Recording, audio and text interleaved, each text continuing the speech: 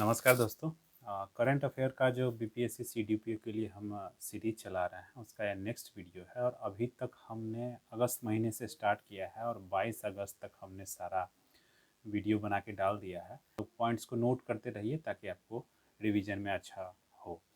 Start करते हैं 23 अगस्त के वीडियो के साथ। तो हमारा ये कोंकण एक्सरसाइज है, ये एक तरह का मिलिट्री एक्सरसाइज है जो भारत और इंग्लैंड, इंडिया और यूके के बीच होता है।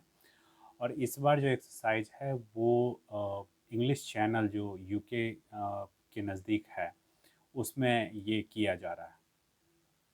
उसके बाद अगर हम नेक्स्ट न्यूज़ पे चलें तो यूनिसेफ ने एक इंडेक्स जारी किया है जिस इंडेक्स का नाम है children's climate risk index CCRI। और इस इंडेक्स में ये मेजर किया जाता है, मापा जाता है कि किस कंट्री के बच्चे क्लाइमेट रिलेटेड अगर कोई इवेंट होता है, जैसे मान लीजिए भूकंप आता है या बाढ़ आता है, तो किस कंट्री के बच्चे सबसे ज़्यादा प्रभावित होंगे। तो इस इंडेक्स में जो भारत का रैंकिंग दिया है ये 26 दिया है। ठीक है। उसके बाद उसके बाद एनटीपीसी ने, नेशनल थर्मल पावर कॉरपोरेशन ने, भारत का सबसे बड़ा फ्लोटिंग मतलब पानी के ऊपर तैरने वाला सोलर फोटोवोल्टैक प्रोजेक्ट, यानी कि बिजली उत्पादन करने के लिए सोलर ऊर्जा का पैनल लगाया है। ये पैनल लगाया है विशाखापत्तनम में। ये जो प्रोजेक्ट है इसकी कैपेसिटी 25 मेगावाट है। और ये प्रोजेक्ट जो लगाया जा रहा है वो सिमहाद्री थर्मल पावर स्टेशन के रिजर्वायर में, वहाँ जो तालाब बना हुआ है उसमें लगाया जा रहा है।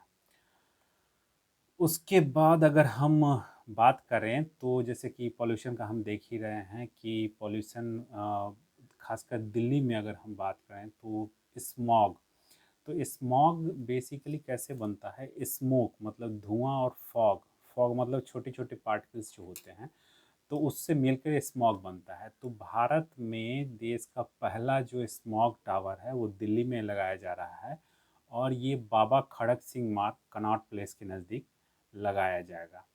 और स्मॉग टावर है सबसे पहले बीजिंग में लगाया गया था, और बीजिंग चाइना में, और इसका जो डिज़ाइन किया था डच आर्टिस्ट डान रूज़गार्ड ने इसका डिज़ाइन किया था। ये 100 मीटर का टावर था, मैं चाइना वाले की बात कर रहा हूँ, और ये 2018 में लगाया गया था। उसके बाद हम नेक्स्ट बात करते हैं मालाबार नेवल एक्सरसाइज है। ये 26 अगस्त से स्टार्ट हुआ था गुआम आइलैंड के नज़दीक में। देखिए जो मिलिट्री एक्सरसाइजेस वाला है उसका एक अलग से आप पन्ना बना लीजिए, क्योंकि एक क्वेश्चन जो है वो मिलिट्री एक्सरसाइज से पूछता है बीपीएससी सीडीपीओ में। तो जितनी भी कंट्रीज़ के साथ इम्पॉर्टेंट नहीं, 8-10 तो होते ही हैं, आप सबका एक नोट बना लीजिए। और बीपीएससी सीडीपीओ में अगर बात करूं तो इसमें पूछा जाता है इक्विवेरिन मिलिट्री एक्सरसाइज, ये भारत किस कंट्री के साथ, किस देश के साथ ये सामरिक अभ्यास होता है। तो इसके बारे में, इक्विवेरिन के बारे में पूछ दिया है आप। और भी कंट्री जैसे मंगोलिया है, मंगोलिया के साथ एक कोई एलिफेंट करके होता है। उसके बाद सऊदी अरब के साथ, लगभग सभी कंट्री के साथ जो मिलिट्री एक्सरसाइज होता है तो उसको नोट करें। मालाबार हालांकि काफ़ी ज़्यादा फेमस है और इसका पूछने का चांस कम है। छोटे छोटे देशों के साथ मिलिट्री एक्सरसाइज जो होता है उसको पूछ देता है, एक पन्ना बना लेना है। ठीक है। उसके बाद ये मलाबार जो है इंडिया, यूएस, ऑस्ट्रेलिया और जापान के बीच जो क्वाड कंट्रीज़ हैं उनके बीच ये एक्सरसाइज होगा, और ये गुआम आइलैंड में होगा जो कि यूएस का टेरिटरी है, यूएस का आइलैंड है। ठीक है। उसके बाद अगर हम बात करें तो यूएपीए जो अनलॉफुल एक्टिविटीज़ प्रिवेंशन एक्ट जो हमारा बनाया गया था 1967 में, ये एंटी टेररिस्ट एक्ट है। और काफ़ी इसका विरोध भी होता है क्योंकि कभी कभी इसका इस्तेमाल जो है राजनीतिक फ़ायदे के लिए भी होता है। तो इसने क्या किया है कि हुर्रियत हुर्रियत एक पार्टी है जो कि हुर्रियत कॉन्फ्रेंस है, जम्मू कश्मीर में काम करती है, एक अलगाववादी संगठन है, और इसको यूएपीए के अंदर इसको बैन कर दिया गया है। इसको ध्यान रखिएगा। उसके बाद देखिए, इज़राइल जो कोविड एंटीबॉडी टेस्ट का। देखिए, कोविड इन्फेक्शन होता है, इन्फेक्शन के बाद शरीर एंटीबॉडी बनाती है। तो कितने लोग में इसको मतलब सीरो से, इंडिया में अगर इसको देखें तो सीरो सर्वे जो होता है बार बार आईसीएमआर करती है, तो सीरो सर्वे से इसको मेज़र किया जाता है, नापा जाता है कितना एंटीबॉडी बन चुका है। इजराइल ने 3 साल तक के बच्चों के लिए भी, मतलब 3 साल या उससे ऊपर के बच्चों के लिए एंटीबॉडी टेस्ट बना लिया है। ठीक है, एक न्यूज़ हो सकता है, हालांकि ये कोविड से रिलेटेड तो हज़ारों न्यूज़ हैं, कितना क्वेश्चन पूछेगा, 3 से 4 क्वेश्चन पूछेगा, कुछ टेस्ट के बारे में, कुछ दवा के बारे में, कुछ नए डेटा के बारे में। इन्फेक्शन का कितना नंबर है, इन्फेक्शन के नंबर में एक इम्पॉर्टेंट है, आप अभी तक मतलब अगर मान लीजिए 15 दिसंबर को आपका एग्ज़ाम है, तो 15 दिसंबर नहीं, नवंबर तक किस विश्व के किस देश में सबसे ज़्यादा मौत हुई है, सबसे ज़्यादा इन्फेक्शन हुआ है, इसका 1 2 3 4 डेटा एक बना लीजिएगा, वो इम्पोर्टेंट हो सकता है। उसके बाद अगर हम बात करें तो हमारी जो फिनांस मिनिस्टर हैं, वित्त मंत्री हैं, श्रीमती निर्मला सीतारमन, उन्होंने national monetisation pipeline NMP scheme start किया है 23 अगस्त 2021 को। ये देखिए, डेट वेट का बहुत पंगा होता है, कुछ इम्पोर्टेंट जो स्कीम्स हैं उनका हमें डेट ज़रूर याद रखना चाहिए, क्योंकि पूछ देता है। अब डेट पूछ के क्या बीपीएससी टेस्ट करता है ये मुझे नहीं पता, लेकिन हो सकता है ये टेस्ट करता होगा कि इम्पोर्टेंट स्कीम के बारे में आप काफ़ी अलर्ट हैं या नहीं। तो आप ये समझ लीजिए कि एक छांटने का तरीका है, पढ़ लीजिए क्या कीजिएगा। एनएमपी स्कीम जो है, national monetisation pipeline NMP scheme 23 अगस्त को लागू किया था, और इसका जो पर्पस है, पर्पस ही पैसा जुटाना है गवर्नमेंट के लिए। इसमें जो गवर्नमेंट के एसेट्स हैं, जैसे मान लीजिए कोई रेलवे स्टेशन है या पोर्ट है या फिर बंदरगाह है, उसको प्राइवेट कंपनीज को ऑनरशिप नहीं देंगे, उनके साथ मिलके उनको लीज पे देंगे, ताकि लीज खत्म होने तक सरकार को पैसा आता रहे और सरकार उसका मेंटेनेंस भी देखती रहे। तो ऑनरशिप नहीं देना है, सिर्फ उसका लीज देना है। अब एसेट्स में आपको, जैसे कि मान लीजिए कोई रेलवे का कारखाना है या रेलवे का जंक्शन है, उसमें बहुत सारी ज़मीन, बहुत सारा प्लॉट होता है, या आर्मी का मान लीजिए, आर्मी का बहुत बड़ा कैंटोनमेंट होता है, तो उसको भी कमर्शियलाइज करने का विचार है, ताकि जहाँ से वहाँ से पैसा आ सके। ये स्कीम है, ये नेशनल मोनेटाइजेशन पाइपलाइन। उसके बाद एक कमेटी बनाई थी आरबीआई ने, ये कमेटी वगैरह इंपॉर्टेंट होता है, इसको नोट कर लीजिए। N S Viswanathan, N for Nirma, S for sky, N S Viswanathan panel एक बनाया गया था आरबीआई के द्वारा। ये अर्बन मतलब शहरी कोऑपरेटिव बैंक्स के लिए बनाया गया था। मतलब शहरी कोऑपरेटिव बैंक्स को किन किन केपीआईज पर, की परफॉर्मेंस इंडिकेटर, मतलब कि जैसे मान लीजिए कैश रिजर्व रेशियो है, वो कितना उनको रहना है, या फिर कितना उनको कैश आरबीआई के पास जमा करके रखना है, ये सब चीज़ डिटेल करने के लिए, रिकमेंड करने के लिए कमेटी बनाई गई थी, एनएस विश्वनाथन कमेटी। उसके बाद अगर हम चालू करें तो एक जियो पोर्टल, जो भुवन पोर्टल के बारे में जानकारी थोड़ा सा मैं बता दूं। ये इसरो का पोर्टल है, और इसरो जो तस्वीरें, मतलब जो अर्थ ऑब्जर्वेशन सेटेलाइट्स है, ईओएस सेटेलाइट्स, या जो भी तस्वीरें खींचता है, वो भुवन पोर्टल पे डालता है। और उसका कमर्शियल इस्तेमाल के लिए पैसा भी तो चाहिए गवर्नमेंट को, इसरो को भी चलने के लिए पैसा चाहिए। तो भुवन पोर्टल पे सारा कुछ वो डालता रहता है, उसी को कॉमर्शियलाइज करता है। इसी में युक्त धारा नाम का एक नया पोर्टल लॉन्च किया गया है, और इसका काम है जो मनरेगा का जो भी एसेट्स हैं, जैसे मनरेगा में जो काम होता है, जैसे कोई नाला बना, या कोई पॉन्ड का रिजुविनेशन किया, मतलब पॉन्ड है भर गया है, उसको साफ सफाई करके, तो उसको जियो टैग करने के लिए, मतलब उसका सही लोकेशन जानने के लिए एक नया युक्त धारा करके पोर्टल बनाया है। उसके बाद अगर देखेंगे तो एक नया इन्वेंशन है नियो बोल्ट। ये आपको नियो बोल्ट आईआईटी मद्रास ने एक ये व्हील चेयर बनाया है, जो कि मोटराइज्ड है, मतलब मोटर से चलता है। इसमें एक लिथियम आयन बैटरी लगा हुआ है, और ये जो है, जो भी दिव्यांग व्यक्ति हैं जो खुद से चल नहीं सकते, उनके लिए वरदान का काम करेगा। पहले क्या होता था, पहले ये जो अब मोटराइज्ड व्हीकल्स आप लोग फॉर एग्जांपल अगर आप लोग नहीं देखे हैं तो देखिए, जो विलियम हॉकिंस थे, जो अभी इंग्लैंड के कौन से साइंटिस्ट थे, क्या नाम है उनका, वो सुपरनोवा, आकाश गंगा, ये सब पे रिसर्च करते थे, उनको देखिएगा तो ऐसे लेटे रहते थे और उनका व्हील चेयर चलते रहता था। तो वो motorised wheelchair, Stephen Hawkins में बोल रहा था, सॉरी, स्टीफन हॉकिंग, तो मोटराइज्ड व्हील चेयर पे चलते थे। उसी तरह का व्हील चेयर बनाया है आईआईटी मद्रास ने। 25 किलोमीटर प्रति घंटे की रफ्तार से चलेगा और एक चार्ज के बाद ये 25 किलोमीटर चलेगा, काफ़ी हेल्पफुल होगा। उसके बाद एक हमारा एक आर्मी का इंडियन डीआरडीओ ने फाइटर एयरक्राफ्ट जो भी बनाए हैं, मॉस्को में एक शो हुआ था, मिलिट्री शो, जिसका नाम है आर्मी 2021, आर्मी 2021। उसमें डीआरडीओ ने अपने बनाए हुए सारे विमानों को प्रदर्शित किया था। तो ये आर्मी 2021 कहाँ हुआ है, मॉस्को में हुआ है, ये इंपॉर्टेंट हो सकता है। उसके बाद एक छोटा सा स्टॉर्म के बारे में है, उसको इग्नोर कर दिए, स्टॉर्म वगैरह तो काफ़ी आते रहता है।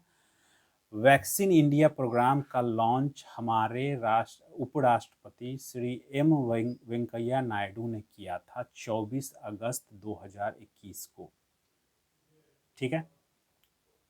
उसके बाद अगर देखें तो एक चंद्रयान का है, चंद्रयान का न्यूज़ है बट वो इम्पोर्टेंट नहीं है।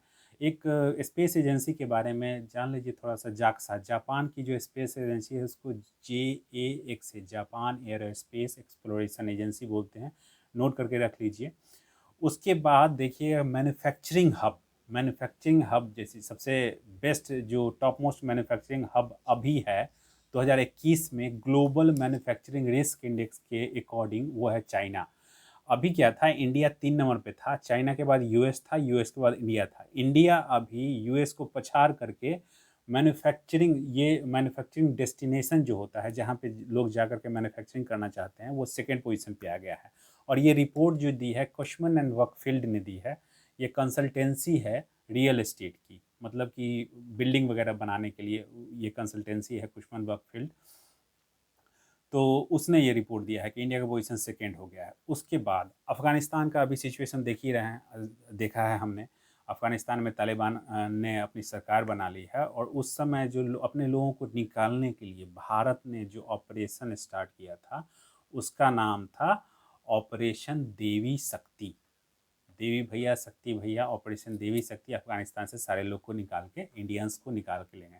देखिए, गवर्नमेंट ऑफ इंडिया का ये बहुत बड़ी अच्छी बात है, आप दुनिया में कहीं भी चले जाइए और अगर कोई हादसा हो गया तो भारत वो कंट्री है सबसे पहले अपने नागरिकों को लाती है India. Proud of Indian government. उसके बाद अगर देखिएगा, उसके बाद हमारा एक इंडिया फिलीपींस का एक नेवी एक्सरसाइज हुआ था साउथ चाइना सी में। तो ये बेसिकली साउथ चाइना सी में एक्सरसाइज वगैरह करते रहते हैं। इसका कारण ये है कि साउथ चाइना सी पे चाइना अपना पूरा का पूरा मतलब अधिकार, अपना पूरा हक बताता है। तो उसके लिए छोटे छोटे कंट्रीज़ के साथ इंडिया या फिर यूएस भी करते रहता है। इंडिया फिलीपींस का ये था। उसके बाद अगर हम देखें तो पाकिस्तान ने एक फतह, टेस्ट फ्लाइट फतह, एक छोड़िए, इग्नोर कीजिए। उसके बाद पॉवर्टी और आइन दुबई, एन दुबई। तो सबसे बड़ा जो दुनिया का टॉलेस्ट ऑब्जर्वेशन व्हील है वो दुबई में बनाया जा रहा है, और ये 1400 पैसेंजर को कैरी कर सकता है। ठीक है, पैसा है उनके पास, बनाते रहते हैं। ठीक है। एक हवाना सिंड्रोम की बात आती है, तो हवाना सिंड्रोम जो लोग अमेरिका के वैसे डिप्लोमेट या जो भी डिप्लोमेट हैं, वो क्यूबा में जो 2016 में पोस्टेड होते थे, तो उनको कुछ स्वास्थ्य संबंधी बीमारियां होती रहती थी। इसको हवाना सिंड्रोम बोलते हैं। वैसे बीपीएससी के लिए इम्पोर्टेंट नहीं है ये। उसके बाद इंडिया का एक्सपोर्ट एशियान कंट्रीज़ को है, वो भी आप छोड़ सकते हैं, वो तो चेंज होते रहता है।